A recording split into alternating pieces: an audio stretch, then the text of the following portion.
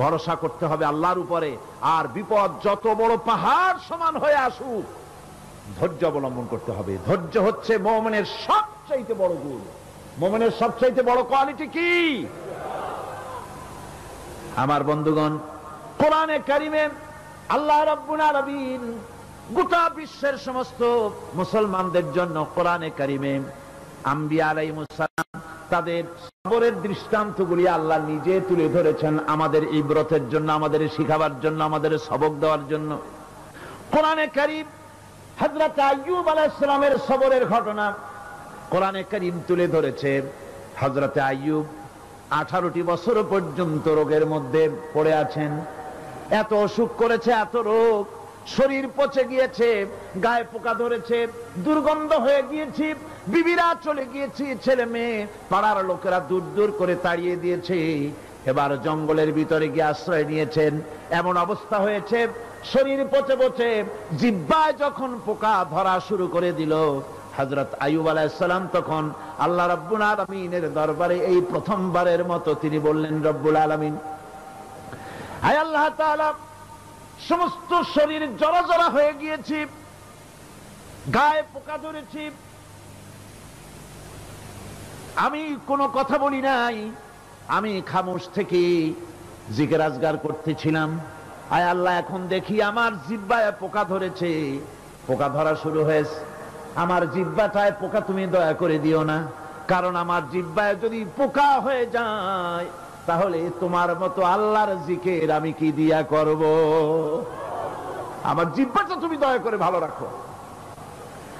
কোরআনে কারীম বলছি, ওয়া আইয়ুবা ইয নাদা রাব্বাহু আন্নী মাসসানিয়াদ দুররু ওয়া আনতা আরহামুর রাহিমিন। স্মরণ করো সেই সময়ের কথা যখন আইয়ুব তার রবকে ডেকে বলেছিল, আমি অসুস্থ আর তুমি তো রহমান রহিম, দয়াময়। ভাষাটা দেখেন কি সুন্দর। এর থেকে কি আল্লাহর আর কিছু বলা লাগে? আল্লাহ পাকের কাছে তিনি বলতেছেন, আল্লাহ আমি তো অসুস্থ, আমি তো অসুখ করেছে আমার, আর তুমি তো দয়াময় রহমান রহিম। এক অন্ধ, ঈদের দিন কত অন্ধই তো আসে খয়রাত করার জন্য, ভিক্ষা করার জন্য, চতুর্দিকে ভিক্ষা করতেছে অন্ধরা। এক অন্ধ ঈদের গেটের কাছে দাঁড়ায়া বলতেছে, ভাইরা আজ হচ্ছে ঈদের দিন আর আমি কিছু দেখতে পাচ্ছি না। এ বেশি পয়সা পাইল, মানুষের দিন তার প্রতি আকৃষ্ট হয়ে গেছে। আরে কি কথা, আজ ঈদের দিন, সকলে আনন্দ করছে আর আমি কিছুই দেখতে পাচ্ছি না। সে কিন্তু কিছু চায় নাই। ভাষার ভিতরে, কথা বলার ভিতরে এ ধরনের টেকনিক আছে। হযরত আইয়ুব আলাইহিস সালাম বললেন না যে আল্লাহ আমারে মাফ করে দাও, কষ্টের মধ্যে আছি। তিনি শুধু বলেছেন, রব্বুল আলামিন, আমি অসুস্থ হয়ে পড়েছি, আমার অসুখ করেছে, আর তোমার নাম রহমান রহিম। এতটুকু কথা বলেছেন।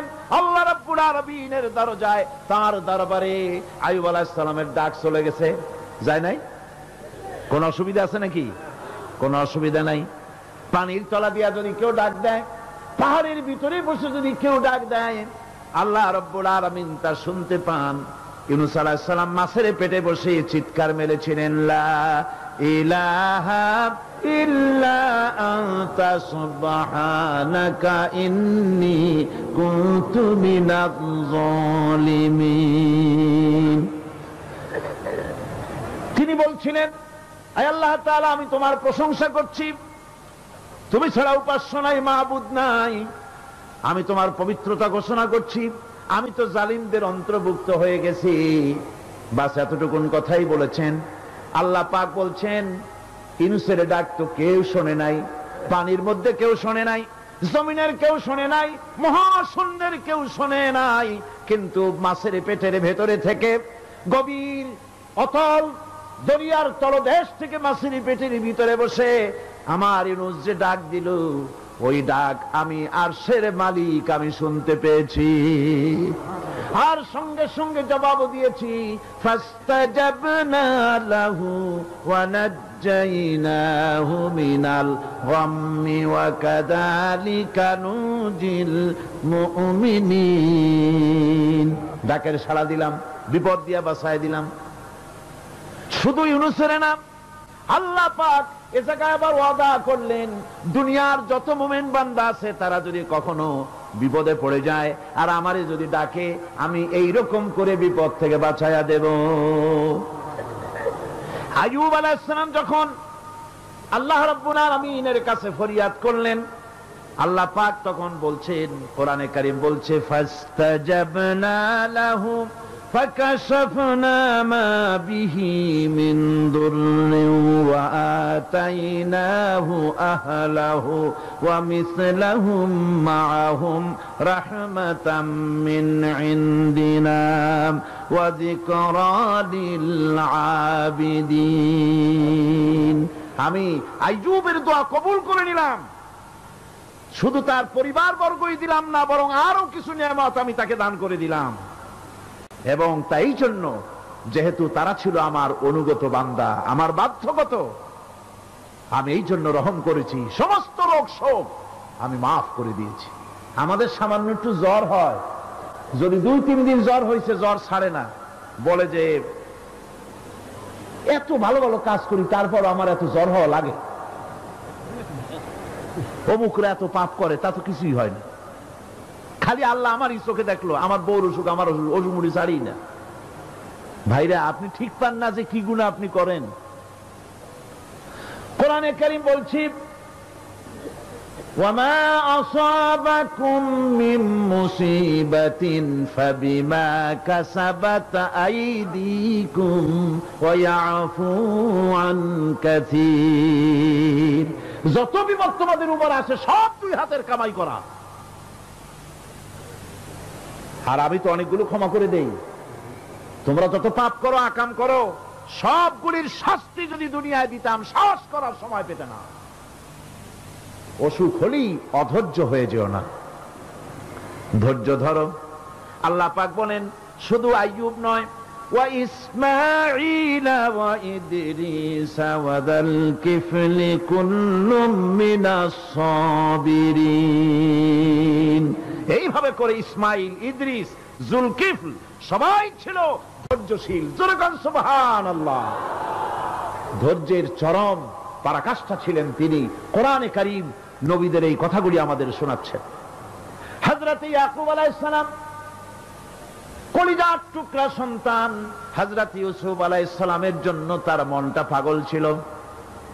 এত সুন্দর করে আল্লাহ তারে বানাইছিলেন, এত তিনি ছিলেন সৌন্দর্যের পিরামিড, যারে দেখলে চোখ ফিরানো যায় না, এমন সুন্দর সুপুরুষ, যারে দেখি সেই যুগের সুন্দরী যুবতী মেয়েরা রূপের মোহে পড়ে নিজেদের আঙ্গুলগুলি কেটে ফেলে দিয়েছিল। রূপের মোহে এমন অবশ হয়ে গেছে, আঙ্গুল কেটেছে, হাত কেটেছে, টের পায় নাই। আবার ভুল বুঝবেন না, দুনিয়ার সেরা সুন্দর পুরুষ ইউসুফ আলাইহিস সালাম, তা কিন্তু রাসূলের চাইতে বেশি নয়।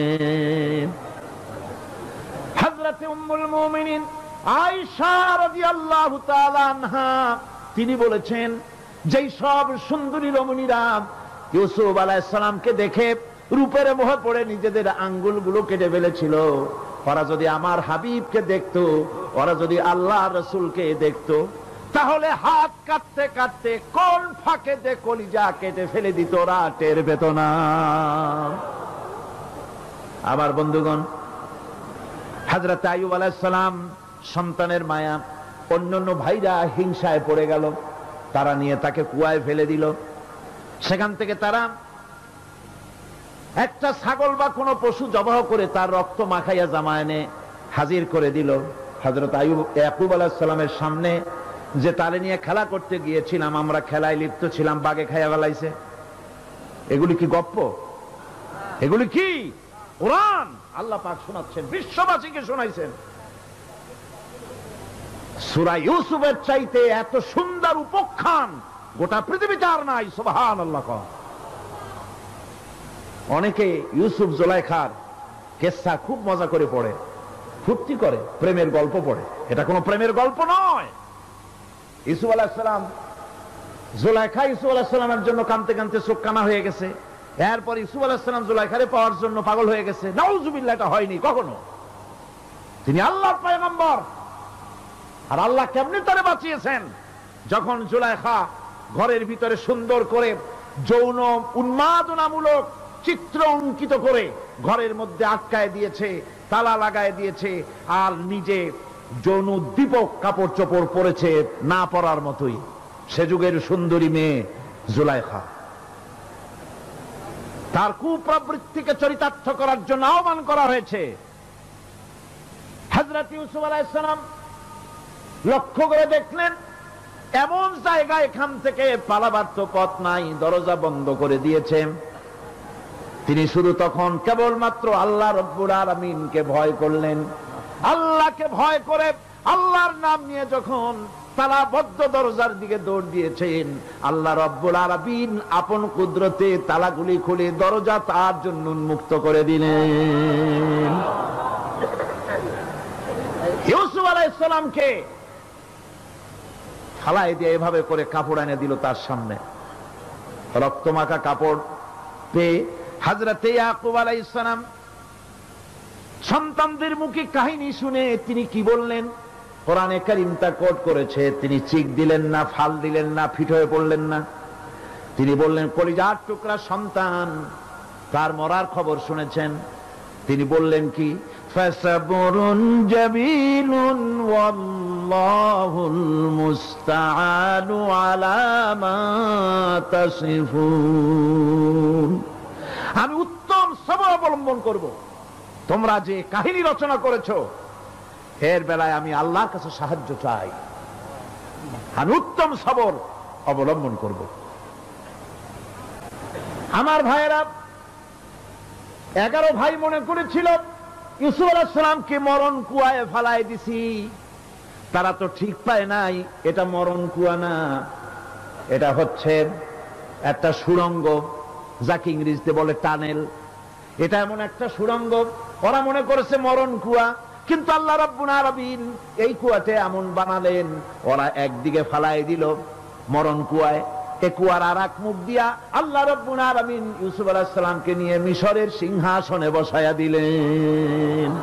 এটা মরণ কুয়া নয়, এটা রাজ সিংহাসনে বসার সুড়ঙ্গ পথ। ইউসুফ আলাইহিস সালাম আজ প্রেসিডেন্ট। সুবহানাল্লাহ, প্রেসিডেন্ট হয়ে বসে আছেন। ওদিকে কেনানে অভাব লেগে গেছে, সেখানকার মানুষেরা সাহায্য নিতে এসেছে। ওই 11 ভাইও আসছে।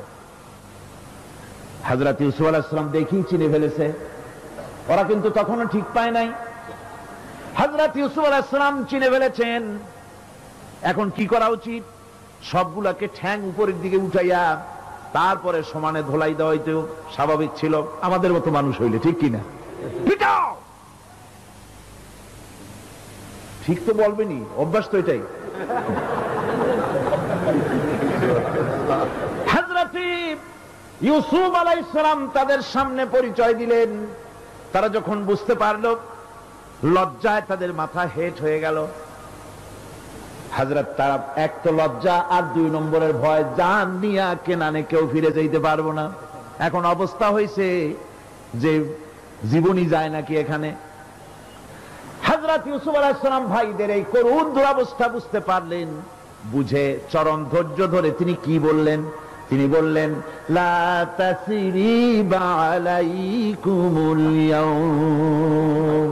ও ভাইরা, তোমাদের বিরুদ্ধে আমার কোনো ক্ষোভ নাই, দুঃখ নাই, বিদ্বেষ নাই, হিংসা নাই, আল্লাহর রাস্তায় মাফ করে দিলাম। সুবহানাল্লাহ। এর নাম পয়গম্বর। এর নাম কি? পয়গম্বর। কিসের লেনিন, কিসের মার্কস? জওয়ানেরা, ভুল পথে মানুষ চলেছিল। আলহামদুলিল্লাহ, আল্লাহ এগুলারে ডাস্টবিনে ফালাই দিছে। কারণ আলহামদুলিল্লাহ, আলহামদুলিল্লাহ। পয়গম্বর কারে বলে? কারে বলে পয়গম্বর? কি চরিত্র! রাসূল করিম সাল্লাল্লাহু আলাইহি ওয়াসাল্লাম তাকে একজন সাহাবী বলছিলেন, হুজুর বলছেন এই কামটা করলা না কেন? সাহাবী বললেন, হুজুর আপনি যদি চোখের ইশারায় বলতেন মুখ দিয়ে না কইয়া, তাও তো আমি কামটা করে ফেলতাম, আমি তো বুঝি নাই। হুজুর বললেন, চোখের ঠারে ঠারে কাজ করা নবুয়তের শান নয়। আল ওয়াদুহু ওয়াস সারাহা, নবীরা যা করেন তা ডাইরেক্ট, কোনো বক্রতা নাই, স্পষ্ট কথা। আমার ভাইরা, হযরত ইউসুফ আলাইহিস সালাম বিনিয়ামিনকে কাছে নিয়ে পরিচয় দিলেন তার ভাইদের সামনে। কোরআনে কারীম বলছে, ক্বালা আনা ইউসুফ ওয়া হাদা আখি قد من الله علينا إنه من يتقي ويصبر فإن الله لا يضيع أجر المحسنين। আমি ইউসুফ আর এই হচ্ছে আমার ভাই। আল্লাহ আমাদের উপর ইহসান করেছেন। প্রকৃতপক্ষে যারা আল্লাহকে ভয় করে এবং সবর এখতিয়ার করে, আল্লাহ এভাবে তাদেরকে তাদের আমলকে নিষ্ফল হতে দেন না। আমার এই জামাটা নিয়ে যাও। হযরত ইয়াকুব আলাইহিস সালাম কলিজার টুকরা সন্তান ইউসুফ আলাইহিস সালামের বিরহ যন্ত্রণায় ছেলেকে কতদিন দেখে না, কাঁদতে কাঁদতে চোখ দুটো অন্ধ হয়ে গেছে। মিশর থেকে কেনানের দিকে জামা রওনা হয়েছে। কোথায় মিশর, কোথায় কেনান? জামা যখন রওনা হয়ে গেছে, হযরত ইয়াকুব বলতেছেন, আমি যেন আমার ইউসুফের গন্ধ নাকে পেতেছি। জামা চলে এলো, চোখের উপরে রাখলেন, আল্লাহ রাব্বুল আলামিন তাকে চক্ষুষ্মান বানায়া দিলেন। ভাইরা আমার, পয়গম্বরেরা সবর করে গোটা দুনিয়ার মানুষের সামনে দৃষ্টান্ত সেট করেছেন সবর কারে কয়। আমার ভাইরা, হযরত ইব্রাহিম আলাইহিস সালামের কথা আল্লাহ পাক কোরআনে কারিমে বলছেন সবর কারে কয়। দেখো, শেখো সবর কারে কয়। আল্লাহ পাক বললেন, ইব্রাহিম তোমার বিবি আর তোমার নবজাতক এই সন্তানকে রেখে আসো মক্কা নগরীতে। তিনি চলে গেলেন। সেখানে ঘর নাই, বাড়ি নাই, কিচ্ছু নাই, চতুর্দিকে ধুধু বালু আর মরুভূমি। হযরতে হাজরা বলছেন, ইব্রাহিম সামান্য পানি আর খাবার দিয়া আমার সন্তান শুদ্ধ এখানে রেখে যেতেছো, আমি কি অপরাধ করেছি? কোনো জবাব নাই। দুইবার তিনবার বলার পরে হাজরা বলছেন, ইব্রাহিম গো, তবে কি আমার আল্লাহর হুকুম মতো আমারে রেখে যাচ্ছ নাকি? হযরত ইব্রাহিম আকাশের দিকে আঙ্গুল উঁচু করলেন। কথা বলবেন, বাক শক্তি বেরোচ্ছে না। 80 বছর বয়সের সময় একটা বাচ্চা আল্লাহ তারে দিচ্ছেন। আর এমন বাচ্চা, পয়গম্বরের ছেলে, কি সুন্দর চেহারা, মরুভূমির উপরে ফালাই দিয়াছো। ফালাই দিয়ে রওনা হয়ে যাচ্ছেন, মুখ দিয়া কথা সরছে না, আকাশের দিকে দেখালেন। হযরত হাজরা বুঝতে পারলেন। হযরত হাজরা বলেন, ইব্রাহিম কোনো চিন্তা নাই, নিশ্চিন্ত মনে বাড়ি ফিরে যাও। আমি আমার আল্লাহর উপরে এতটা ভরসা করি, আল্লাহর হুকুমে যদি আমার এখানে রেখে যেয়ে থাকো, ওই আল্লাহ পাক আমাকে আর আমার কলিজার টুকরা ইসমাইলকে পানিতে আর খাবারে মারবেন না, অবশ্যই তিনি ব্যবস্থা করবেন। ব্যবস্থা হয়ে গেল। হযরত ইসমাইল বড় হয়ে গেলেন। আল্লাহ পাক অর্ডার করলেন, জবাহ করো ছেলেকে। হযরত ইব্রাহিম আলাইহিস সালাম যখন জবাহের প্রস্তাব করলেন, হযরত ইসমাইল তা আপত্তি করতেন, বাবাজি আমার মায়ের আর আমাকে বাচ্চা অবস্থায় ফেলে গেলেন, খাবার দেন নাই, পরার দেন নাই, বছরের পর বছর আমাদের এখানে কাটলো, দেখতেও আসেন নাই, আজ আসছেন জবাহ দিতে। এটা কেমন কথা? কি ধরনের বাপ আপনি? এরকম বলছে নাকি? এরকম বলছে? হযরত ইব্রাহিম আলাইহিস সালাম প্রস্তাবটা কিভাবে পারলেন? আল্লাহ পাক কোরআনে কারিমে দৃষ্টান্ত রেখে দিয়েছেন। আল্লাহ পাক বলছেন, হযরত ইব্রাহিম ছেলেকে বললেন, ইয়া বুনাইয়া, ইয়া বুনাইয়া, হে আমার কলিজার টুকরা লাডলা, হে আমার কলিজার টুকরা সন্তান, ইন্নী আরা ফিল মানাম আন্নী আযবাহুক, আমি স্বপ্নে দেখছি আমি যেন তোমাকে জবাহ করতেছি। ফানজুর মাযা তারা, তোমার রায় কি বলো? আমি তো স্বপ্নে দেখছি যে আমি তোমার জবাহ করতেছি, এখন তোমার রায় কি, তোমার মত কি? হযরত ইসমাঈল আলাইহিস সালাম শুনিয়া দিলেন দৌড়, নাকি না? হযরত ইসমাঈল আলাইহিস সালাম ধৈর্যের প্রতীক, তিনি কি কথা বললেন? তার মুখের কথা কোরআন শরীফে আল্লাহ পাক উঠায় দিলেন। হযরত ইসমাঈল বললেন, ইয়া আবাতি ফাআল মা তু'মারু সাতাজিদুনি ইনশাআল্লাহু মিনাস সাবিরিন। হে আমার পিতা, আপনি যে ব্যাপারে আদিষ্ট হয়েছেন আপনি তা পালন করুন, অবশ্যই আমাকে ধৈর্যধারীদের মধ্যে পাওয়া যাবেন। সুবহানাল্লাহ। এক বর্ণনা এসেছে হযরত ইসমাঈল বললেন, আব্বাজান আমি ধৈর্যধারীদের ভিতরে আমারে পাবেন, তবে জবাহ করার আগে আমার হাত পাটা একটু বেঁধে নেন, কারণ জবাহের যন্ত্রণায় আপনার গায়ে যদি আমার হাত পা লেগে যায় তো বেয়াদবি হয়ে যেতে পারে। আর আমি মরে আমার জবাহ হয়ে যাওয়ার পর আমার রক্ত মাখা জামাটা নিয়া আমার মা হাজেরারে দিবেন, কারণ তাকে মা বলবার মতো আর তো কেউ নাই। হযরত ইব্রাহিম তাকে বাঁধবার জন্য প্রস্তুতি নিলেন। হযরত ইসমাঈল বলছেন, আব্বাজান বাঁধবেন না, বাঁধার প্রয়োজন নাই। বলে কেন? একবার বাঁধতে বললে আবার তুমি নিষেধ করছো কেন? ছেলে বলছেন, আব্বাজান বাঁধবো না এই জন্যে, হয়তো কিয়ামতেই প্রশ্ন উঠতে পারে যে আল্লাহর হুকুমে রাজি ছিল না বলে হাত পা বাঁধা জবাহ করছে। আমি এই সুযোগ দিব না, আপনি জবাহ করেন, আমি এতটুকু নড়াচড়া করব না। ধৈর্যের চরম প্রতীক হযরতে ইসমাঈল আলাইহিস সালাম দেখাই দিয়েছেন ধৈর্য কারে কয়।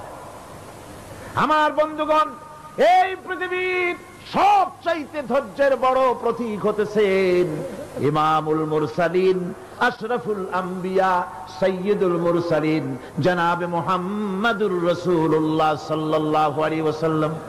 আমার বন্ধুগণ, সবচাইতে বড় ধৈর্যের প্রতীক তিনি। কাউকে একটা গালি দেন নাই জীবনে, কাউকে ঠাট্টা করেন নাই, কাউকে মারেন নাই, কারো মনে দুঃখ দেন নাই। তিনি দুঃখ পেয়েছেন, তিনি কাউকে দুঃখ দেন নাই। তিনি কষ্ট পেয়েছেন, কাউকে কষ্ট দেন নাই। আমার ভাইয়েরা, তায়েফের ময়দান, আমার নিজের চোখে তায়েফে যেদিন আমি তায়েফ দেখলাম, আমি তায়েফে ঢুকেছি, জীবনে কোনোদিন যাই নাই। রমজান মোবারকে আমি সেখানে গেলাম, আমাকে বসার জন্য তারা নিয়ে যাবে। আমি বললাম আগে বসবো না, আমারে আগে নিয়ে যাও, আমার নবীকে কোন জায়গায় ওরা মেরেছিল সে জায়গাটা দেখাও। তায়েফের সেই গলিতে যখন আমি গিয়েছি, দুই দিকে পাহাড় দাঁড়ানো, তায়েফের লোক আমার সাথে ছিল, তারা বলল এই জায়গাটা প্রথম যেখানে চতুর্দিক থেকে নবীজিকে পাথর মারছিল আর আল্লাহর নবী বেহুশ হয়ে পড়ে গিয়েছিলেন। 3টা দিন না খাওয়া, হযরতে খাদিজা নাই, আবু তালিব নাই, মক্কায় জায়গা নাই পা রাখার। নবীজি 3টা দিন ঘুরলেন।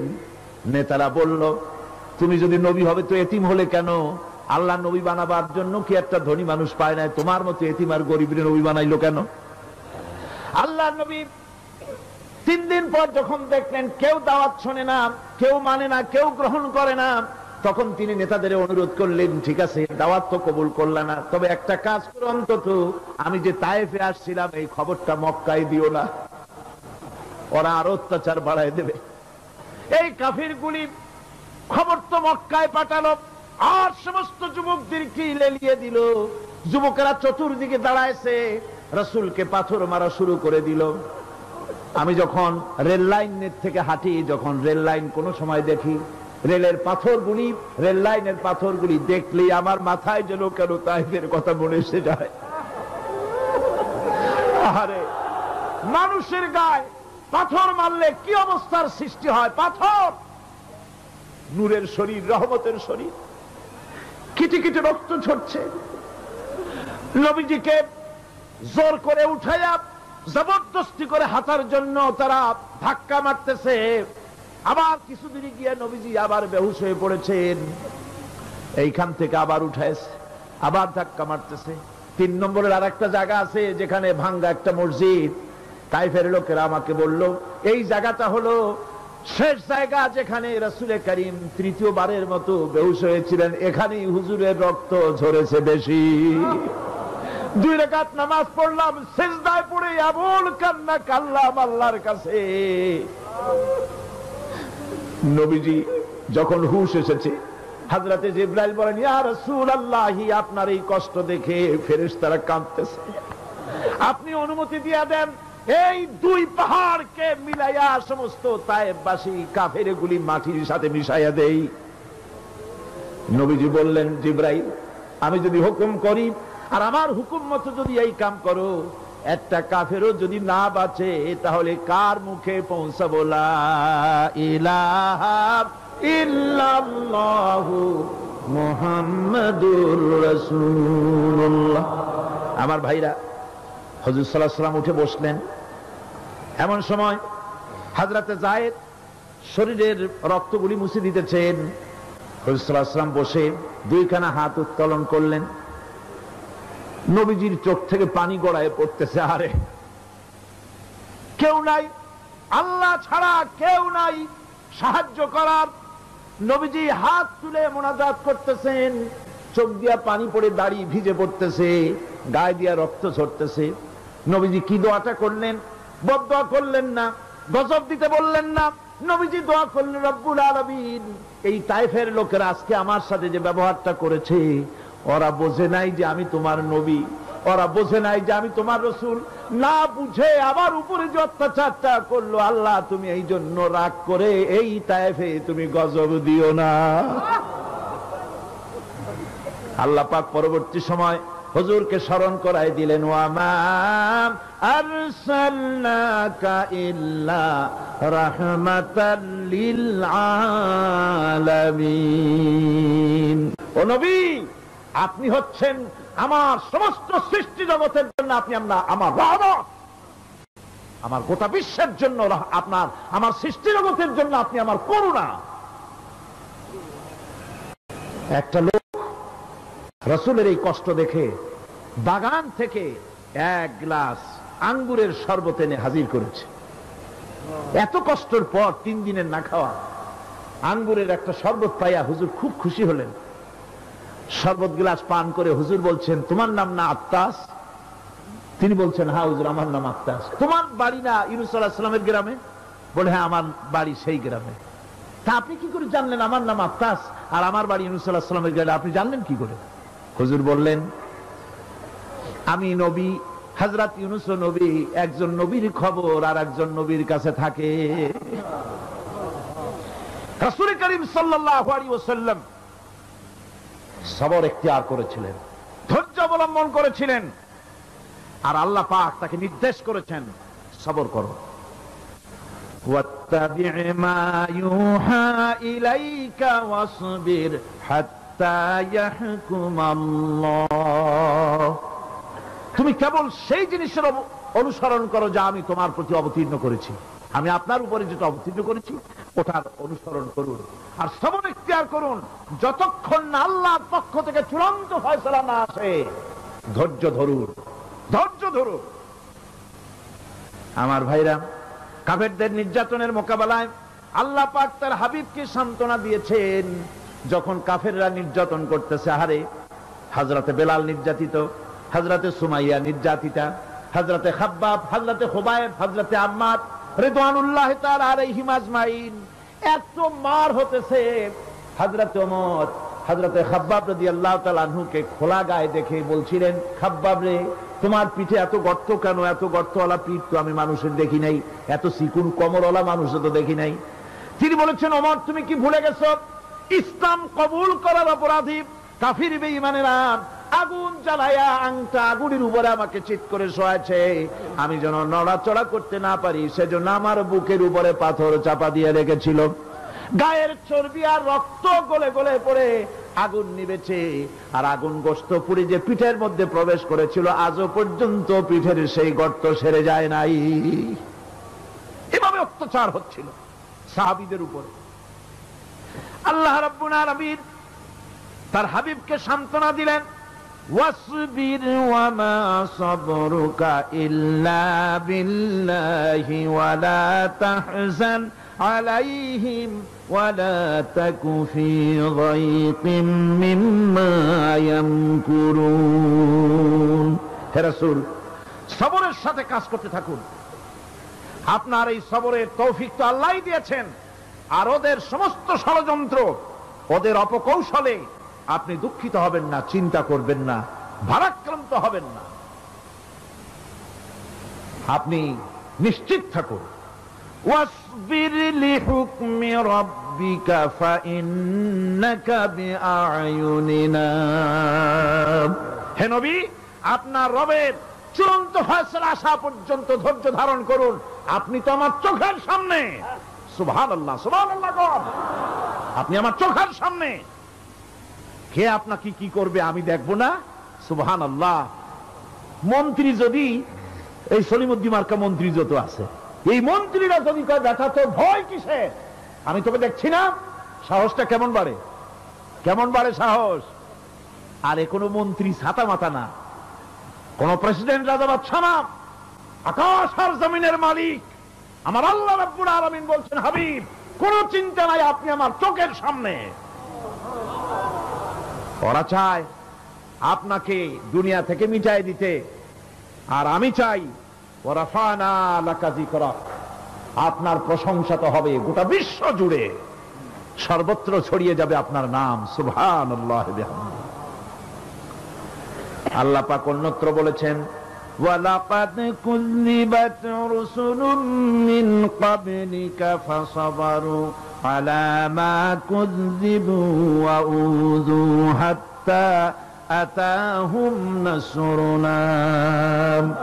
হে মুহাম্মদ সাল্লাল্লাহু আলাইহি ওয়াসাল্লাম, আপনার পূর্বে অসংখ্য নবী রাসূল এই পৃথিবীতে আসছে এবং জুলুম আর নির্যাতনের শিকার তারা হয়েছেন। অবশেষে তাদের প্রতি আল্লাহর সাহায্য এসেছে। সুতরাং আপনাকেও ধৈর্য ধারণ করতে হবে। ধৈর্য ছাড়া কোনো পথ নাই। ধৈর্য আপনাকে ধারণ করতেই হবে। আর এই ধৈর্য ধারণ করলে পরে আল্লাহর চূড়ান্ত ফয়সালা আসবে, তখন আল্লাহ পাক মেহেরবানি করবেন। আমার ভাইরা, এই ধৈর্য পৃথিবীর সমস্ত পয়গম্বররা ধৈর্য অবলম্বন করেছেন, কখনো অধৈর্য হন নাই। দিন কায়েমের সংগ্রামে নবী রাসূলগণ দারুণ ভাবে সবর ইখতিয়ার করেছেন। বৃদ্ধবাদীদের সকল রকমের নির্যাতন, অপকৌশল, ষড়যন্ত্র, এই সব কিছু মোকাবেলা করেছেন ধৈর্যের নীতি অবলম্বন করি। কখনো ধৈর্যচ্যুতি তাদের মধ্যে ঘটেনি, বরং আল্লাহ রাব্বুল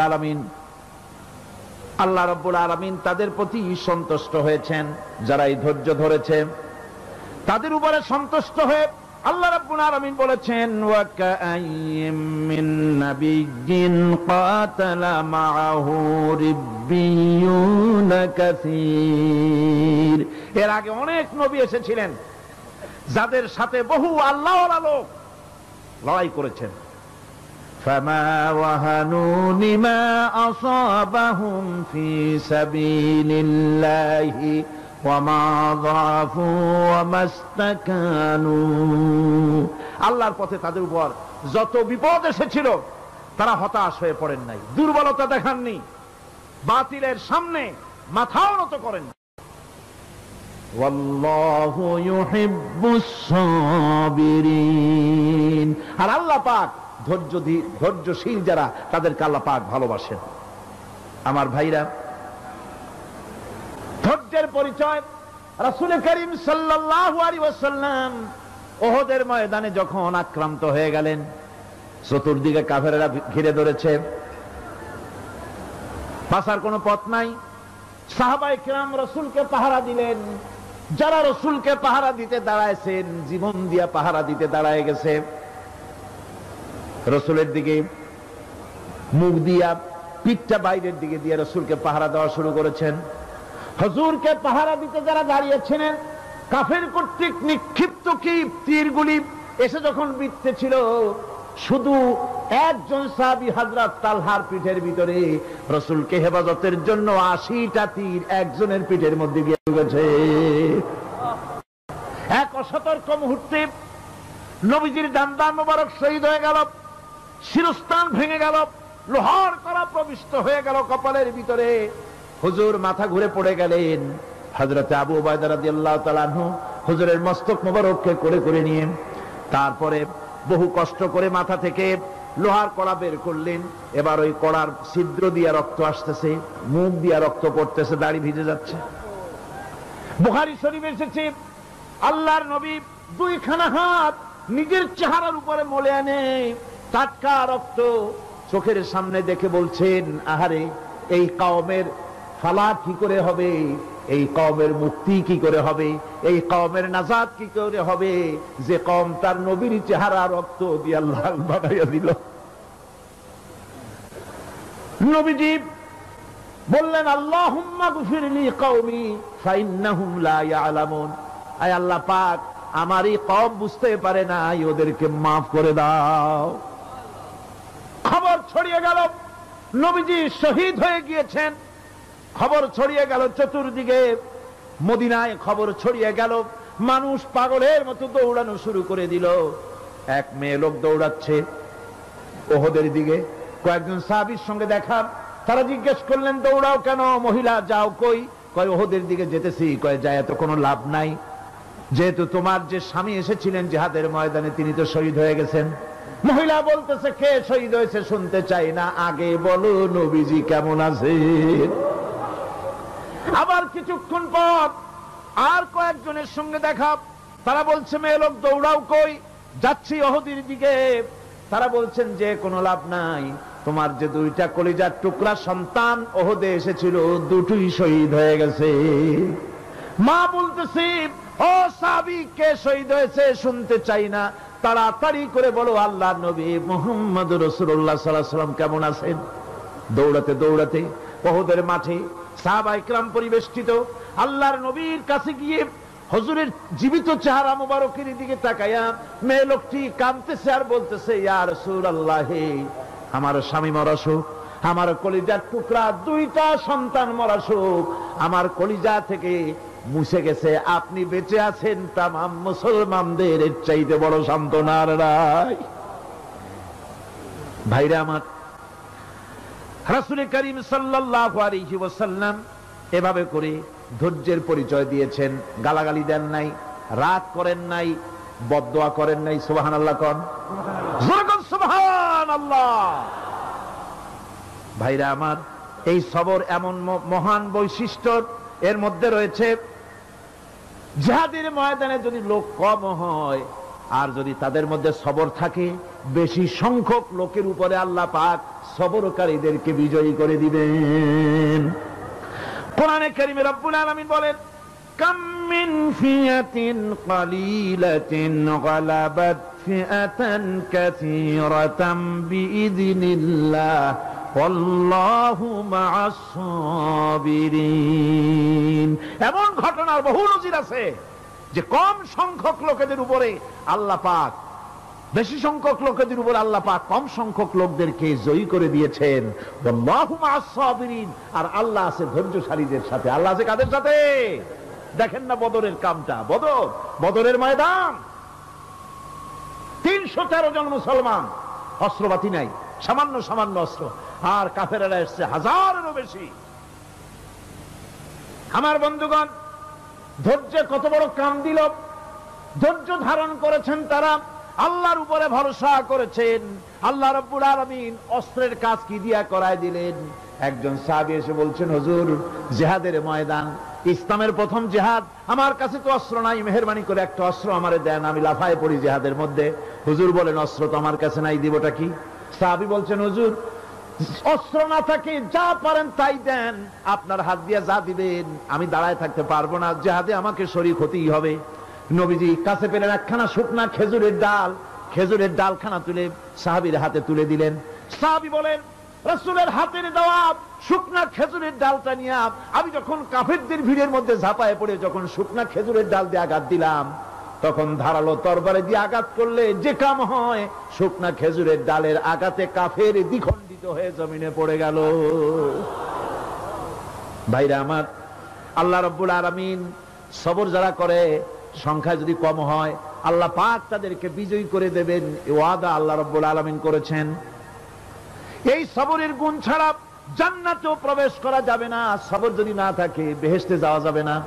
ভালো করে মনে রাখেন, আল্লাহ পাক বলছেন, আম্মা হাসিবতুম আন তাদখুলুল জান্নাতা ওয়া লাম্মা ইয়া'লামিল্লাহুল্লাযীনা জাহাদু মিনকুম ওয়া ইয়া'লামাস সাবিরিন। তোমরা কি মনে করেছো এমনি বেহেশতে চলে যাবা? এটা কি মামু বাড়ির আবদার নাকি? এমনি ব্যস্ত চলে যাবা। অথচ আল্লাহ রাব্বুল আলামিন এখনো দেখেন নেননি যে তোমাদের মধ্যে কারা জিহাদ করতে প্রস্তুত, কারা তোমাদের মধ্যে জিহাদ করে জান দেওয়ার জন্য প্রস্তুত, আর কারা ধৈর্যধারী, এটা তো আল্লাহ এখনো দেখে নেন নাই। সুতরাং হক এবং বাতিলের সংগ্রামে লিপ্ত হতে হবে। আল্লাহ দেখতে চান কারা জীবন দিতে চায়। সুতরাং ইসলামী আন্দোলনে যারা শরীক হবে তাদের বিপদ এবং মুসিবত দিয়ে আল্লাহ রাব্বুল আলামিন তাদের সাহসিকতা এবং ধৈর্যের পরীক্ষা নিবেন। কোরআনে কারীম বলছে, وَلَنَبْلُوَنَّكُمْ حَتَّى نَعْلَمَ الْمُجَاهِدِينَ مِنكُمْ وَالصَّابِرِينَ وَنَبْلُوَ أَخْبَارَكُمْ। অবশ্যই আমি তোমাদেরকে পরীক্ষার সম্মুখীন করব, আর তোমাদের মধ্যে সত্যিকার মুজাহিদ, দৃঢ়তা অবলম্বনকারী কারা আমি তা দেখব। এটা যেন আমি দেখে নিতে পারি, সেই জন্য আমি বিপদ এবং মুসিবতের মধ্যে তোমাদের ফেলবো। ধৈর্যধারীদের উপরে আমার রহমত অবশ্যই থাকবে। সবর এমন এক সম্পদ যা ধারণ করলে পরে আল্লাহ রাব্বুল আলামিন রাষ্ট্রীয় ক্ষমতা দান করে দেন। কোন সুবহানাল্লাহ, জোরে কোন সুবহানাল্লাহ। ধৈর্য ধারণ করলে আল্লাহ রাষ্ট্রের মতো বিরাট নিয়ামত আল্লাহ হাতে তুলে দিবেন।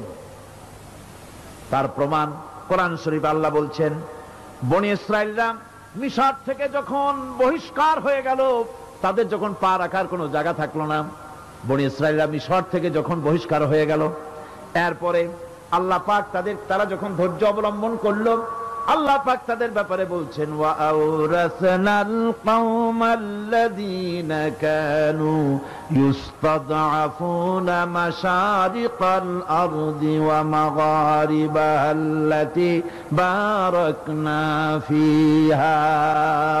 আর তাদের স্থলে আমি নির্যাতিত লোকদেরকে প্রতিষ্ঠিত করলাম। পশ্চিম এবং উত্তরের তাদেরকে আমি পশ্চিম এবং পূর্বের উত্তরাধিকারী তাদেরকে বানায় দিলাম। বিরাট এলাকা তাদের হাতে আমি তুলে দিলাম। ওয়া তাম্মাত কালিমাতু রাব্বিকাল হুসনা আলা বানি ইসরাঈলা বিমা সাবারু। আর এভাবে করে আল্লাহ পাক তার কথাকে পূর্ণ করলেন বনি ইসরাইলদের উপরে। সবর এখতিয়ার করার জন্য, ধৈর্য ধরার কারণে আল্লাহ পাক রাষ্ট্রের মালিক তাদের বানায় দিলেন। যেরকম সুবহানাল্লাহ।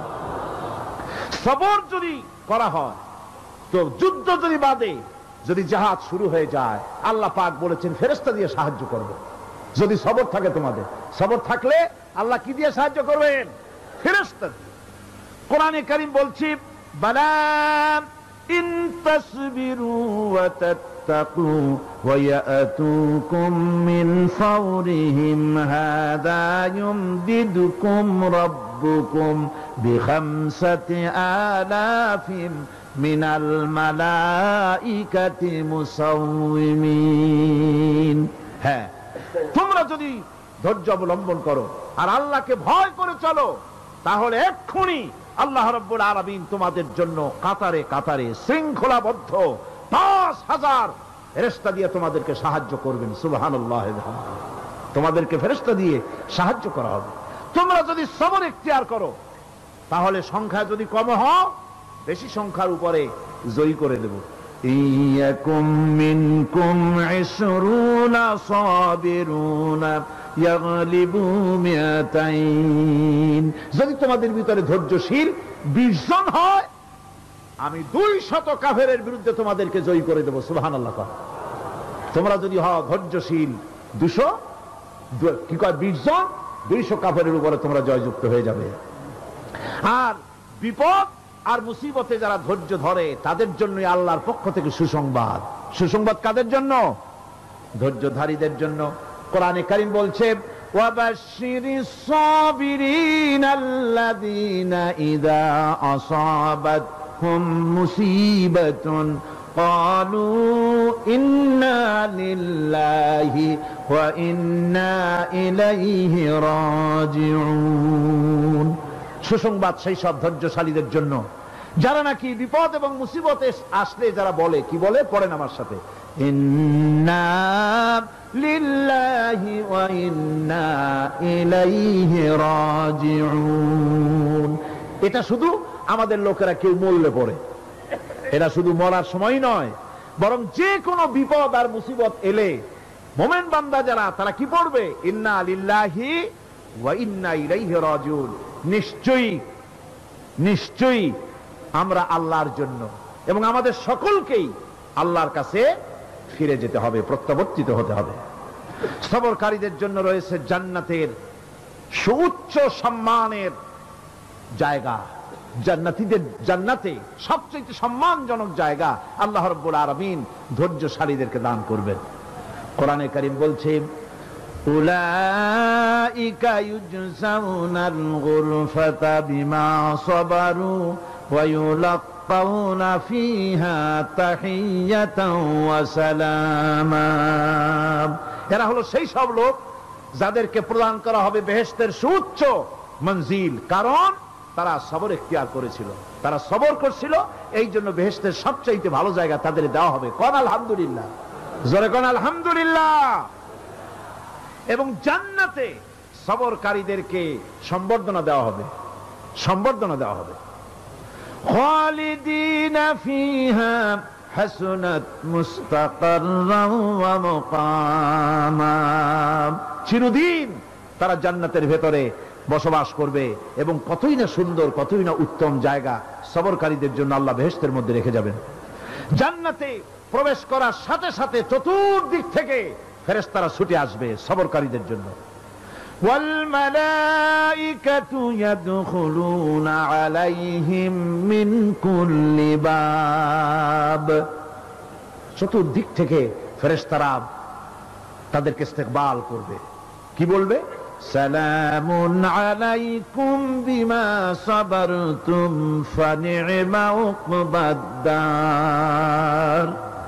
তোমাদের প্রতি শান্তি বর্ষিত হোক, কারণ তোমরা পৃথিবীতে সবর অবলম্বন করেছিল।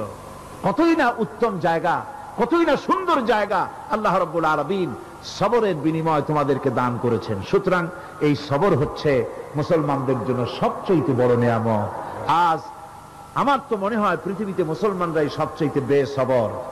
ট্রেনে যাবে, বসা নিয়ে বেসবর, টিকিট নিয়ে বেসবর, বাসের মধ্যে বেসবর, বাজারে যাবে বেসবর, স্কুলে যাবে বেসবর, যেখানে যান সব জায়গায় আমরা বেশি অধৈর্য, ঠিক কিনা কর? সামান্য সামান্য জিনিস নিয়ে ঝগড়া করা, মারামারি করা, এই হচ্ছে আমাদের ট্র্যাডিশন। ধৈর্য অবলম্বন করতে হবে জীবনের সকল ক্ষেত্রে, এই ধৈর্য আমাদেরকে রক্ষা করতে হবে। এই ধরনের ধৈর্য যদি আমরা অবলম্বন করতে পারি, তাহলে আল্লাহ পাক বলছেন, উলাইকাল্লাযীনা সাদাকু ওয়া উলাইকা হুমুল মুত্তাকুন। এরাই হলো ঈমানের দাবিতে সত্যবাদী। কোন আলহামদুলিল্লাহ। কারা কারা? না না, শুধু সবরকারী না, না, এই যে 10টা পয়েন্ট বলা হলো, কয়টা পয়েন্ট বলা হয়েছে? 10টি পয়েন্ট। সেই 10টি পয়েন্ট যারা পালন করবে এরা হলো ঈমানের দাবিতে সত্যবাদী, আর এরাই হচ্ছে প্রকৃতপক্ষের মুত্তাকি। আমরা মুত্তাকি বুঝি দাঁতে ছাতা, দাড়ি টাড়ি আশ্রয় না, জাব্বা জুব্বা গায়ে দিয়ে কোনো জায়গায় পড়ে থাকে, এটা বড় মুত্তাকি, খুব পরহেজগার। সালার চট্টর যদি পড়ে তাহলে তো আরো বড় পরহেজগার। জি, আর যদি কাপড় চোপড় মোটেও না থাকে তাহলে তো খাজা বাবা হয়ে গেল। নাউযুবিল্লাহি মিন যালিক। আর আল্লাহ বলছে মুত্তাকি কারে কয় শোনো, এটার এরে কয় মুত্তাকি যাদের মধ্যে এই 10টা গুণ আছে। এই 10টি সত্য যদি সম্পাদন করতে পারি, যদি আমল করতে পারি, জীবন ধন্য হয়ে যাবে। সেই 10টি কথা আমি আবার আপনাদের স্মরণ পটে তুলে দিতে চাই, প্যাকেট করে পকেটে উঠাই দিতে চাই, যেন বাড়ি নিয়ে যেতে পারেন। 1 নম্বর হচ্ছে 10টি পয়েন্টের 1 নম্বর আল্লাহর প্রতি ঈমান। 1 নম্বরে আল্লাহর প্রতি ঈমান, 2 নম্বরে পরকালের প্রতি ঈমান, 3 নম্বরে ফেরেশতাদের উপর ঈমান, 4র্থ নম্বরে কিতাবের প্রতি ঈমান, 5ম নম্বরে নবীদের প্রতি ঈমান, 6ষ্ঠ নম্বরে সহায় সম্বলহীন নিকটবর্তী আত্মীয়, ইতিম, মিসকিন, প্রবাসী, মুসাফির, সাহায্য প্রার্থী, এদেরকে মুক্ত করার জন্য এদেরকে সাহায্য প্রদান করা, 7 নম্বরে নামাজ প্রতিষ্ঠা করা, 8 নম্বরে যাকাত আদায় করা, 9 নম্বরে ওয়াদা পালন করা, 10 নম্বরে সবর এখতিয়ার করা। কয়টা হইল? এই 10টি কাজ যদি আমরা পালন করতে পারি, বিপদে মুসিবতে ধৈর্য ধারণ করতে পারি, যত মুসিবত আসুক, আসলে এগুলি কিছু না। মুসিবত আল্লাহ টেস্ট করবেন, মুসিবত দিয়া আল্লাহ টেস্ট করেন। দেখা যায় যে ওদের শক্তি খুব বেশি, চোখে আপনি দেখতে পারেন, কিন্তু আল্লাহ বলছেন ইন্না কায়দা শায়তানে কানা দাঈফা। বাতিলরা হলো শয়তান, বাতিলরা কি? আর ওদের চক্রান্ত আসলেই দুর্বল, এদের চক্রান্ত আসলে কি? দুর্বল। কাজেই এগুলিকে ভয় করা যাবে না। বিপদে মুসিবতে ধৈর্য ধারণ করে যদি অগ্রসর হওয়া যায়, তো আল্লাহ রাব্বুল আলামিন এই 10টি পয়েন্ট যদি আমল করা যায়, দুনিয়াও শান্তি পাবো, আখিরাতেও শান্তি পাবো। যত মুসিবত আসুক, বিপদ আসুক, ধৈর্যের সাথে মোকাবেলা করতে হবে। ধৈর্যের অর্থ কি?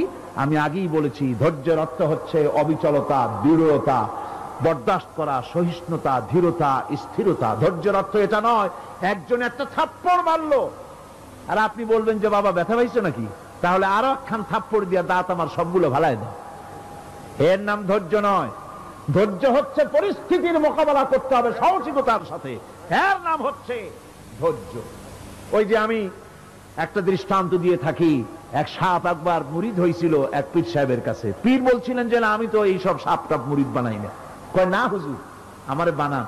তারপরে মুরিদ বানায় কিছু অজিফাতারে শিখাই দিল আর বললো খবরদার কাউকে দংশন করবে না। ঠিক আছে, সে যায়া জিগারাজগার শুরু করে দিয়েছে। এর মধ্যে জমিনে রাখাল আসছে, ধান কাটছে, ধানগুলো নিবি কি করে, দড়ি দাড়ি পাচ্ছে না, তো কি করা যায়, বানবে কি দিয়া? সন্ধ্যার পরে অন্ধকারে দেখে যে দড়ি একটা পড়ে আছে। ও যে কি দড়ি তা তো ওরা বুঝে নাই, ওইটারে নিয়ে ধানরে ফেসাইয়া লেজ দিয়ার মাথা দিয়ে এরকম করে বাসেটারে দিয়ে বাঁধছে। সাপ তখন বলতেছে হায় হায় রে, কেবল যে মুরিদ হইছি, তা না হলে তুই ঠিক পাইতি যে আমি কি ধরনের দড়ি। এরপরে নিয়ে বাড়ি নিয়ে ভালাই দিয়েছে, ওটারে খুলে সাপটার ঘাড় গেছে মস্কিয়া। বহুত কষ্ট করে হুজুরের বাড়ি গিয়ে হাজির, কয় যে হুজুর কি একখান জিকের শিখাইলেন, আমার তো ঘাটটার মুসকে শেষ। আশ্চর্য কথা, কত মানুষ মুরিদ হইলো, কত কিছু মুরিদ হইলো, কারো তো জিকের করলে ঘাড় মস্কে যাবে কেন, এটা কেমন কথা? কয় হুজুর ঘটনাই।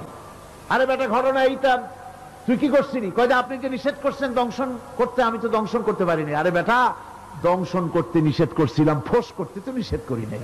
পরে যখন দড়ি মনে করে হাত দিছিল, ফোঁস করে উঠতি, ওই রাখা লাভ দিয়া বন আর পার হইয়া দিল্লি চলে যেত।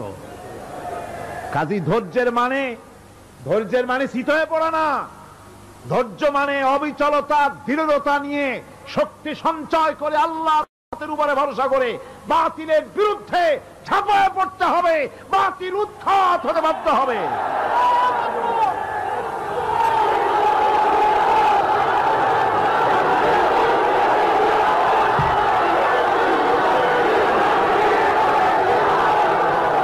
ভাইরা আমার,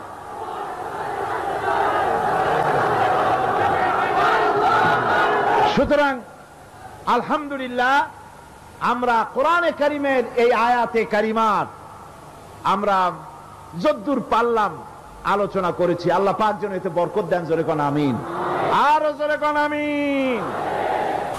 মোনাজাতের জন্য বসেন, এক্ষুনি মোনাজাতের জন্য দাঁড়ানো ভাইরা সব বসে পড়েন। আল্লাহুম্মা আমিন। রব্বানা যালামনা أنفسنا وإن لم تغفر لنا وترحمنا لنكونن من الخاسرين ربنا لا تزغ قلوبنا بعد إذ هديتنا وهب لنا من لدنك رحمة إنك أنت الوهاب আয় আল্লাহ তাআলা, এই বিশাল জনসমুদ্র নিয়ে তোমার দরবারে হাত তুলেছি পবিত্র মেরাজের রজনীতে। আয় আল্লাহ, তুমি দয়া করে মেহেরবানি করে আমাদের আলোচনা, দুরুদ সালামের সওয়াব আমাদের বিশ্ব নবী তোমার প্রিয় হাবিব জনাবে মুহাম্মদ রাসূলুল্লাহ সাল্লাল্লাহু আলাইহি ওয়াসাল্লামের রূহ মুবারকে পৌঁছায়া দাও। সমগ্র বিশ্বের মাটির নিচে যত মুমিন মুমিনাত শুয়ে আছেন তাদের আরো আর পরে সওয়াব পৌঁছায়া দাও। আমাদের মা বাপ যাদের দুনিয়া থেকে বিদায় হয়ে গেল, আল্লাহ কবরগুলিকে জান্নাতের টুকরায় পরিণত করে দাও। রব্বিরহামহুমা কামা রব্বায়ানি সগীরা পড়েন সবাই, রব্বিরহামহুমা কামা রব্বায়ানি সগীরা। আয় আল্লাহ তাআলা, বহু মানুষ দোয়া চেয়েছি, কতজনের কত কষ্ট, কেউ হসপিটালে আছে, কারো অপারেশন হবে, কেউ বা মরে গেছে, কেউ বা মামলা মোকদ্দমায় আছে, কেউ বা পারিবারিক অশান্তিতে আছে। আল্লাহ যিনি যেই নিয়তে দোয়া চেয়েছে মেহেরবানি করে সেই নেক নিয়ত তোমার দরবারে কবুল করে নাও। বিপদগ্রস্ত লোকগুলিরে বিপদ থেকে বাঁচাইয়া দাও। আয় আল্লাহ রাব্বুল আলামিন, এই মাহফিলে লক্ষ লক্ষ জনতা সমুদ্রের ঢেউর মতো চতুর্দিক থেকে আসতে থাকে। তুমি আর তোমার কোরআন আর তোমার রাসূল ছাড়া কোনো স্বার্থ কারো মনে নাই। কাউরে রিক্সা ভাড়া দেওয়া হয় না, ট্রাক ভাড়া, বাস ভাড়া কাউকে দেওয়া হয় না, এক লোকমা খানাও এখানে পায় না, তাবাররুক বা সিন্নি বিতরণও হয় না। আয় আল্লাহ, নিঃস্বার্থ ভাবে এই লোকগুলি যাতায়াত করে। আল্লাহ তোমার কোরআনের বরকতে সকলকে তুমি গুনাহ মুক্ত করে দাও। আয় আল্লাহ তাআলা, যাতায়াতটা আসান করে দিও, যাতায়াতের পথে কারো যেন কোনো বিপদ না হয়ে যায়। আয় আল্লাহ তাআলা, বাড়ি ঘর ফালায় আসে, বাড়ি ঘর তোমার ফেরেশতা দিয়ে তুমি হেফাজত করো। রব্বুল আলামিন, মা বোনেরাও কষ্ট করে আসে, আল্লাহ তুমি দয়া করে এ মাহফিলে যারা শরীক হয়, এ মাহফিলে কোরআনের মাহফিলে শরীক হওয়ার কারণে তোমার কাছে একটা দাবি করি, দাবিটা হলো মেহেরবানি করে সব মানুষকে তোমার কাবা ঘর দেখাও। যারা উপস্থিত হয়েছে সকলকে তোমার হাবিবের রওজায় গিয়া সালাম দেওয়ার তৌফিক দাও। রব্বানা তাকাব্বাল মিন্না ইন্নাকা আনতাস সামিউল আলিম ওয়া তুব আলাইনা ইন্নাকা আনতাত তাওয়াবুর রহিম। সুবহানা রাব্বিকা রাব্বিল ইজ্জাতি আম্মা ইয়াসিফুন ওয়া সালামুন আলাল মুরসালিন আলহামদুলিল্লাহি রাব্বিল আলামিন। ওয়াজআল আখিরা কালিমাতিনা ইনদাল মাউত লা ইলাহা ইল্লাল্লাহু মুহাম্মাদুর রাসূলুল্লাহ। আসসালামু আলাইকুম ওয়া রাহমাতুল্লাহ। অনাটনে, বিপদে মুসিবতে আর হক আর বাতিলের সংঘর্ষ চলাকালীন ধৈর্য ধারণ করা, এটা হলো সবচাইতে একটা বড় কোয়ালিটি। কোরআনে কারিমে সবর শব্দটি সবচাইতে বেশি ব্যবহার করা হয়েছে। সর্বাধিক ব্যবহৃত শব্দ কোনটি? সবর। সবর আরবি একটি মৌলিক শব্দ, এমন একটি মৌলিক শব্দ যার তাৎপর্য অন্য কোন ভাষা দিয়া সবরটা বললে যেমন বোঝানো যায়, অন্য কোন ভাষা দিয়া এটার অর্থ করে এটার হক আদায় করা সম্ভব না। আর এই সবর কোরআনে কারিমে বিভিন্ন জায়গায় বিভিন্ন অর্থে ব্যবহার হয়েছে। যেমন সবর শব্দের অর্থ হচ্ছে অবিচলতা, বাংলায় যা বোঝানো যায়। সবর শব্দের অর্থ হচ্ছে অবিচলতা, দৃঢ়তা, সহিষ্ণুতা, মন মেজাজের সমতা, ধীরতা, স্থিরতা, কষ্ট সহিষ্ণুতা, বরদাস্ত করা। এগুলি এই সবরের এই শব্দ, এই অর্থগুলি কোরআনে কারিমের বিভিন্ন জায়গায় বিভিন্ন রকম এটাকে ব্যবহার করা হয়েছে। সবর একটি মৌলিক মানবীয় গুণ। এই গুণ যার মধ্যে আছে সে তার নৈতিকতার শীর্ষে পৌঁছে যেতে পারে। আর এই গুণটি যার মধ্যে অভাব, এই সবর যার ভিতরে নাই, সে মানুষের পর্যায়ে পড়ে না। যত অসুবিধা, যত কষ্ট, যত রকমের বিপদ মুসিবত, যত রকমের অসুবিধার সৃষ্টি হয়, তার মূলীভূত কারণ হচ্ছে ধৈর্যের অভাব, সবরের অভাব। দুনিয়ার সমস্ত নবী রাসূলগণ সবর অবলম্বন করেছেন। তারা ছিলেন সবরের মূর্ত প্রতীক। সবর কাকে বলে দুনিয়াবাসীকে তারা তা দেখিয়ে দিয়েছেন। নিজ নিজ কওমের কাছ থেকে যখন কওমের কাছে নবীরা দাওয়াত দিয়েছেন, ইসলামের দ্বীনের দাওয়াত দিয়েছেন, তখনই সমাজপতিরা, রাষ্ট্রশক্তি তাদের উপরে, নবীদের উপরে ভেঙে পড়েছে, অত্যাচার করেছে।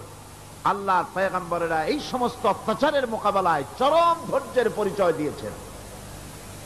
কোরআনে কারিমে উল্লেখ করা হয়েছে অত্যাচারের মোকাবেলায় আম্বিয়া কেরাম যা বলেছেন সেটা হলো এই: ওয়ামা লানা আল্লা নাতাওয়াক্কালা আলাল্লাহি ওয়া ক্বাদ হাদানা সুবুলানা।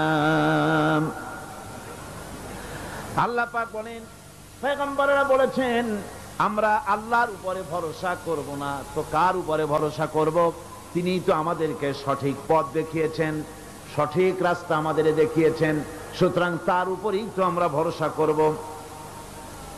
وَلَنَصْبِرَنَّ عَلَى مَا آذَيْتُمُونَا وَعَلَى اللَّهِ فَلْيَتَوَكَّلِ الْمُتَوَكِّلُونَ। তোমরা আমাদের যে সব কষ্ট দাও, পীড়ন দাও, সেজন্য আমরা ধৈর্য অবলম্বন করব। তোমরা আমাদেরকে কষ্ট দিচ্ছ, আমরা ধৈর্য অবলম্বন করব, আর ভরসা করব কেবলমাত্র তার উপরে যে আল্লাহ রাব্বুল আলামিন আমাদেরকে নবী করে পাঠিয়েছেন। সেই ভরসা করতে হলে সেই আল্লাহর উপরেই তো ভরসা করা উচিত। আমরা সেই আল্লাহর উপরে ভরসা করে আছি। তোমাদের যত খুশি আমাদের বিরুদ্ধে ষড়যন্ত্র করো, আমাদেরকে অত্যাচার করো। কোরআনে কারিমে হযরত হুদ আলাইহিস সালামের ঘটনা আল্লাহ রাব্বুল আলামিন এভাবে এনেছেন, তামাম এলাকার মানুষ তার বিরুদ্ধে ক্ষিপ্ত হয়ে গিয়েছে। সমাজের লোক, রাষ্ট্রশক্তি হযরত হুদ আলাইহিস সালামের উপর অত্যাচারের পাহাড় ভেঙে দিয়েছে। হযরত হুদ আলাইহিস সালাম একা মানুষ, সমাজের রাষ্ট্রশক্তির এই দুর্বিসন্ধির ষড়যন্ত্রের চ্যালেঞ্জ তিনি গ্রহণ করলেন। আর তিনি বললেন, তিনি যেটা বললেন আল্লাহ পাক কোরআনে তা কোট করে দিলেন। দুনিয়ার সমস্ত ইসলামী আন্দোলনের কর্মীদের জন্য আল্লাহ পাক কোট করে দিলেন, সমস্ত মুমিনদের জন্য তা উল্লেখ করলেন। হুদ আলাইহিস সালাম তিনি জাতিকে বললেন, ফাকিদুনি জামিআন সুম্মা লা তুনদিরুন। তোমাদের যত ক্ষমতা আছে সমস্ত ক্ষমতা নিয়ে আমার বিরুদ্ধে তোমরা ষড়যন্ত্র করো, আর আমাকে এতটুকু অবকাশ দিও না। আমি সেই আল্লাহ রাব্বুল আলামিনের উপরে ভরসা করেছি, যার কুদরতি হাতের ভিতরে আমার জান, আর গোটা পৃথিবীর সমস্ত প্রাণীর জান যার কুদরতি হাতের মধ্যে। যার হাতের ভিতরে গোটা পৃথিবীর সমস্ত জান, সে আল্লাহর উপরে ভরসা করেছি, যা খুশি তোমরা আমার বিরুদ্ধে করতে পারো। সুবহানাল্লাহ ওয়া বিহামদিহি। এটার নাম হলো ঈমান, এটার নাম সবর, এটার নাম ধৈর্য। এই ধৈর্য আসে ঈমানে কামেল হলে পরে এবং আল্লাহর উপরে পরিপূর্ণ বিশ্বাস হলে পরে। যদি কারো দিলের মধ্যে কথা বিশ্বাস থাকে যে আমার জন্য আল্লাহর পক্ষ থেকে যদি কোনো বুলেট নির্ধারণ করা থাকে, গোটা বিশ্ব যদি আমাকে পাহারা লাগায়, ওই বুলেট থেকে আমাকে বাঁচাইতে পারবে না। আর আমার জন্য যদি একটা বুলেট আল্লাহ কর্তৃক নির্ধারিত থাকে, তাহলে গোটা পৃথিবীর মানুষ চেষ্টা করেও সেই বুলেট থেকে আমাকে রক্ষা করতে পারবে না। এটার নাম হচ্ছে ঈমান।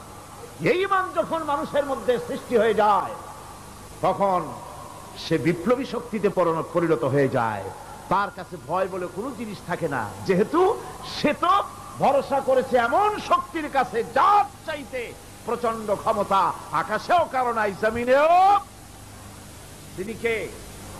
জোরে চিল্লায় বলেন, তিনি কে? আমার বন্ধুগণ, রাসূল করিম সাল্লাল্লাহু আলাইহি ওয়াসাল্লাম হিজরতের রাতে সূর পাহাড়ের গাড়ে সওরের কাছে যখন চলে গেছেন, ফজরের রক্ত হয়ে হয়ে আসতেছে। হযরত আবু বকর রাদিয়াল্লাহু তাআলা আনহু বলছেন, হে আল্লাহর রাসূল, এখন আর অগ্রসর হওয়া ঠিক হবে না, বেলা উঠে গেলে ধরা পড়ে যাব। এখানে গুহা আছে, ভিতরে প্রবেশ করি। হযরত আবু বকর রাসূলের সম্মতি পেয়ে হযরত আবু বকর রাদিয়াল্লাহু তাআলা আনহু বলছেন, ইয়া রাসূলুল্লাহ, পাহাড়িয়া গুহা, সাপ বিচ্ছু থাকতে পারে, আমাকে অনুমতি দেন, আমি আগে ভিতরে ঢুকে সাফ করে আপনাকে ডাকি। ভিতরটা সাফ করে তিনি ডাকলেন। রাসূল করিম ভিতরে ঢুকে বলছেন, আবু বকর, পাহাড় বেয়ে বেয়ে বড্ড কষ্ট হয়েছে, একটু বসো, তোমার উরুর উপরে মাথা রেখে আমি একটু ঘুমাইয়া যাই। আল্লাহর নবী আরাম ফরমাচ্ছিলেন। সকালবেলায় কাফির বেঈমানরা যখন আস্তে আস্তে করে গুহা মুখে পৌঁছে গেছে, পায়ের চিহ্ন এখানে শেষ, তাদের নিশ্চিত ধারণা এর ভিতরে নবীজি আছেন। বলছে, বেরিয়ে আসো। একজন বলে নাই, আর একজন বলে আছে। এভাবে তাদের মধ্যে দ্বিমত হয়ে গেল। হযরত আবু বকর বলছেন, ইয়া রাসূলুল্লাহ, আমরা তো ধরা পড়ে গেছি, আমাদের তো আর উপায় নাই। এই গুহাটা এতই অগভীর, শুয়ে যদি হাঁটু উঁচু করা যায় উপর থেকে দেখা যায়, বসতে পরে মাথা দেখা যায়, ধরা তো পড়ে গেছি, উপায় নাই। আল্লাহর নবী তখন তার হাবিব, তার বন্ধুকে কি বললেন? বিশ্ববাসীর জন্য আল্লাহ পাক কোরআনে তা উঠায় দিলেন। নবীজি তার বন্ধুকে ডেকে বললেন, লা তাহজান ইন্নাল্লাহা মা'ানা। ও আমার সাথী, কোনো চিন্তা করো না, ভয় পেও না, শঙ্কিত হয়েও না। আমরা মাইনরিটি নই, আমরাই মেজরিটি, কারণ আল্লাহ রাব্বুল আলামিন আমাদের সাথে আছেন। সুবহানাল্লাহ। এই চিন্তা, এই ধারণা যদি মানুষের মনের মধ্যে থাকে, তাহলে কখনোই তার মন দুর্বল হবে না, ঈমান দুর্বল হবে না।